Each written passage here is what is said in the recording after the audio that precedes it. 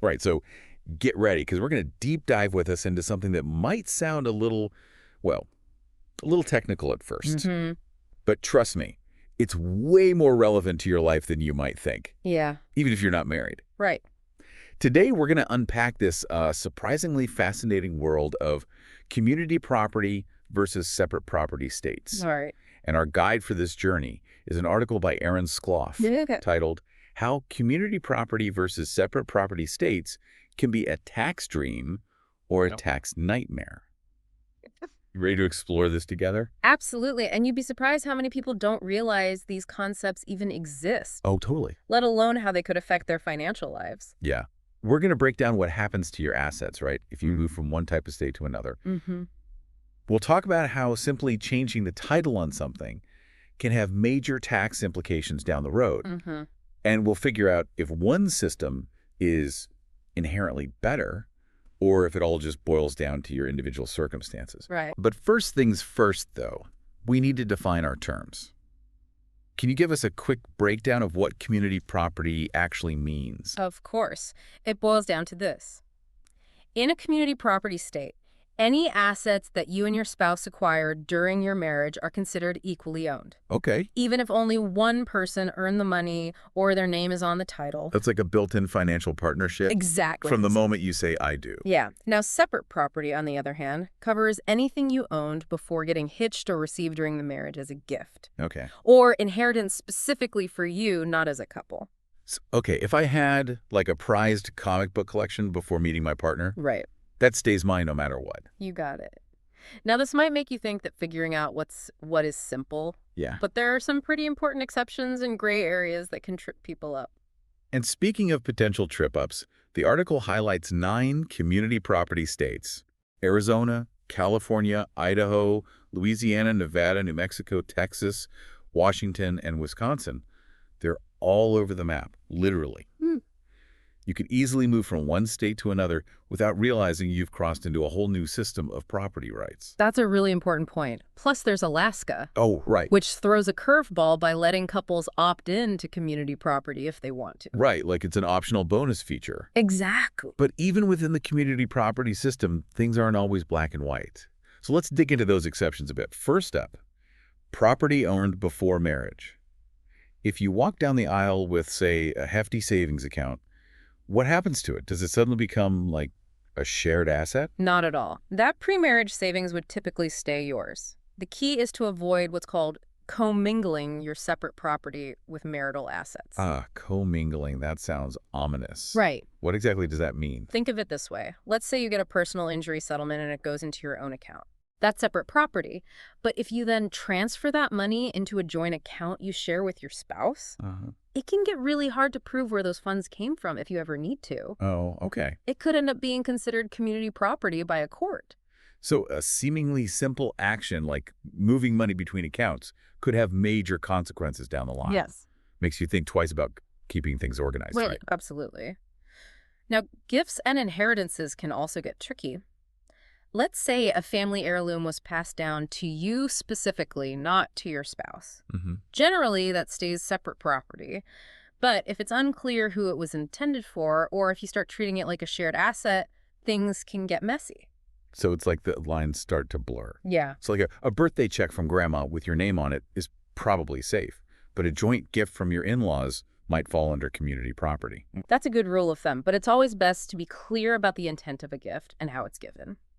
And when we're talking inheritances, clear documentation like a will or trust that specifies you as the sole beneficiary can be a lifesaver if there are ever any disputes. Makes sense.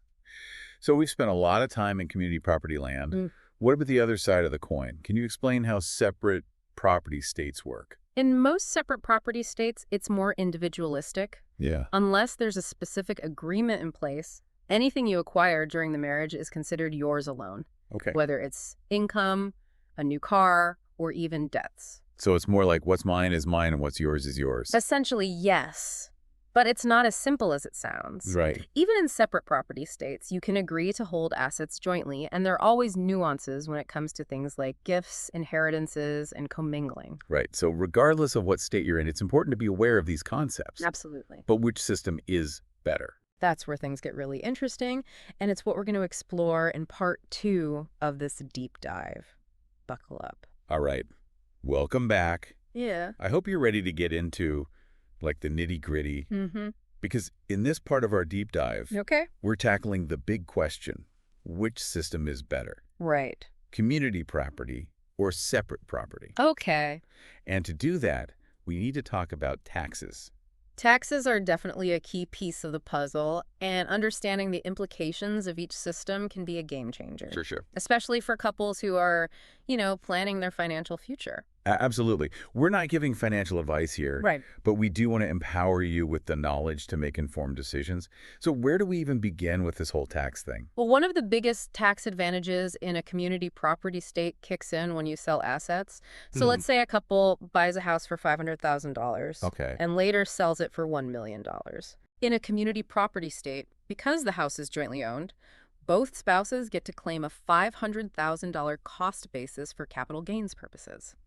That sounds significant, but remind me what exactly cost basis means again. It's essentially the original price you paid for an asset. Right. And it's used to calculate your capital gains, which is the profit you make when you sell something for more than you bought it for. Got it. Okay. So in our house selling scenario, each spouse would only be taxed on their share of the profit, Yeah, which is $250,000 each. precisely. And this can mean saving thousands in capital gains taxes compared to a separate property state Wow. where only the spouse whose name is on the deed gets to claim that full cost basis. It's a big deal, especially if you're talking about a valuable asset. That's a pretty compelling argument for community property right there. Yeah, Are there any other tax benefits to consider? definitely. Community property can also impact your income taxes. In some states, even if one spouse makes significantly more than the other, they can split their income for tax purposes, potentially lowering their overall tax liability. So it's like averaging out their incomes Yeah, to potentially benefit from lower tax brackets. Right. Okay. That's a clever strategy. It can be quite advantageous, especially for couples with disparate incomes. But remember, tax laws are complex. Yeah. So it's crucial to get specific advice from a tax professional. Now, community property seems to have a lot of tax perks, but I'm guessing there's some potential downsides too, right? You're right. No system is perfect. One potential downside is that both spouses are generally liable for debts incurred during the marriage, Okay. even if only one person racked them up. So, like, if my partner goes on a spending spree, Right. I could be held responsible for half that debt, even if I had no idea it was happening. That's the risk. Open communication about finances is essential in any marriage, but especially in community property states. And it's worth noting that creditors might even try to go after separate property in some situations, blurring the lines even further. That definitely adds, like, a layer of complexity. Yeah. Okay. What about separate property states? How do taxes usually work there? Generally, each spouse is only taxed on their own income and is responsible for their own debts. Gotcha. It's a more independent approach. So it offers, like, a level of financial autonomy, Yeah, but doesn't have those same tax benefits we discussed with community property. that's right. However, separate property states can have their own advantages, Okay. especially for entrepreneurs. Right. If one spouse owns a business, they might be able to deduct business expenses on their individual tax return, which could be a significant tax break. It seems like both systems have strategic considerations, right? Depending on your circumstances. Yeah. But what about estate planning? Okay. How does this all factor in when someone passes away? Estate planning is another area where the property system makes a big difference. In community property states, when one spouse dies, their half of the community property typically passes directly to the surviving spouse without going through probate. And probate, for those who haven't encountered it, Right. is the legal process of distributing a deceased person's assets, Yeah. which can be a long and expensive ordeal. Exactly. So avoiding probate can save time and money for the surviving spouse. Okay. In separate property states, things can get more complicated, and assets may need to go through probate even if they're intended for the surviving spouse. So community property offers potential for a smoother inheritance process. Potentially, but remember that estate tax laws can vary drastically from state to state, Oh. regardless of the property system. A well-drafted will or trust is always crucial. This has been eye-opening. It's fascinating how these seemingly simple concepts have so many layers. It truly underscores the importance of seeking professional advice, doesn't it? Yeah. Financial planning and estate planning aren't DIY projects. Now, there's one last big question. What happens when you move from one type of state to another? Do the rules governing your assets magically change overnight? That's where things get really tricky, and it's what we'll untangle in the final part of this deep dive. All right, welcome back for the final leg of our deep dive Hmm. into this world of community property and separate property states. Right. We've covered a lot of ground, but now we're tackling a question that probably has a lot of you wondering, what happens when you move from one type of state to the other? It's a question that comes up a lot, and it's understandable why Yeah. people would be curious. Yeah. Relocating can be like a huge life change, and not everyone realizes those rules governing their assets might actually change Oh, wow. along with their zip code. It's like crossing a financial border Exactly. without even realizing it. Yeah. So let's say you're moving from a separate property state where you've been diligently building up your assets to a community property state. Yeah. Does everything you own suddenly become jointly owned? Not exactly. It's not like flipping a switch. Okay. Generally, the property system that was in place when you acquired an asset will continue to govern that asset, even if you move to a different state.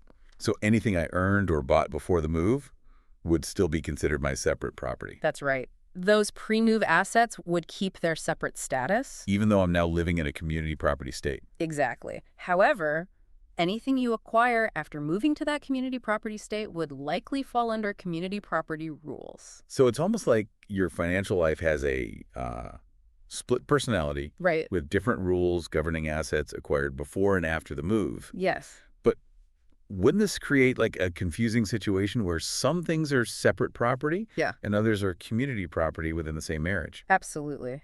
And it's more common than you might think, especially with the increasing mobility of our society. Couples who've lived in different states might end up with a real mix of separate and community property, which can make things complicated if they ever need to divide assets, like in a divorce. Oh, yeah, I can only imagine the headaches that could cause. Would you need to, like, hire a team of lawyers and accountants to sort it all out? Well, maybe not a whole team, but it definitely underscores the importance of good record keeping and clear documentation.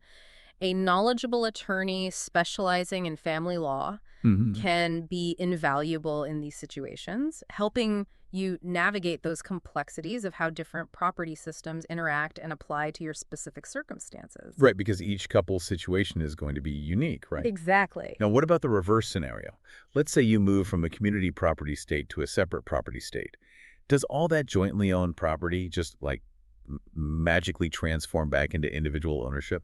Again, it's not quite so straightforward.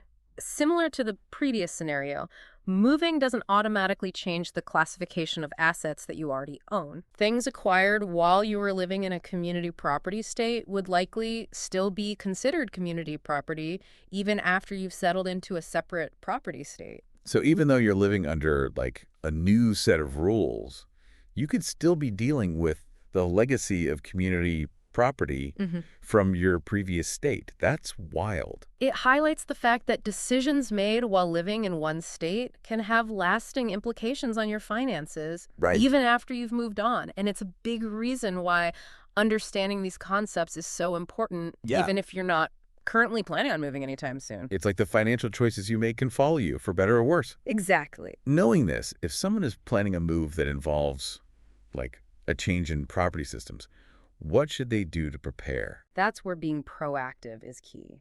If you know you're going to be crossing that financial border, consulting with legal and financial professionals is a must.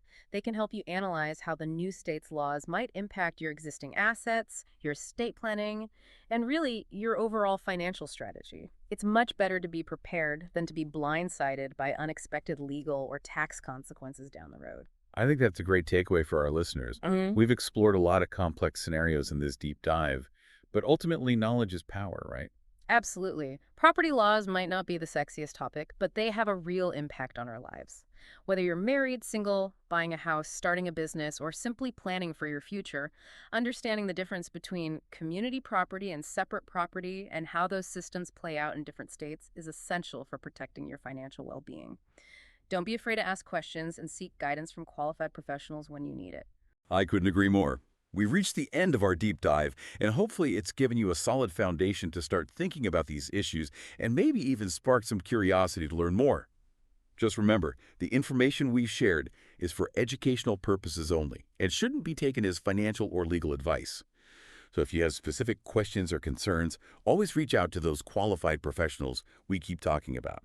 Until next time, keep those brains engaged and those financial goals in sight.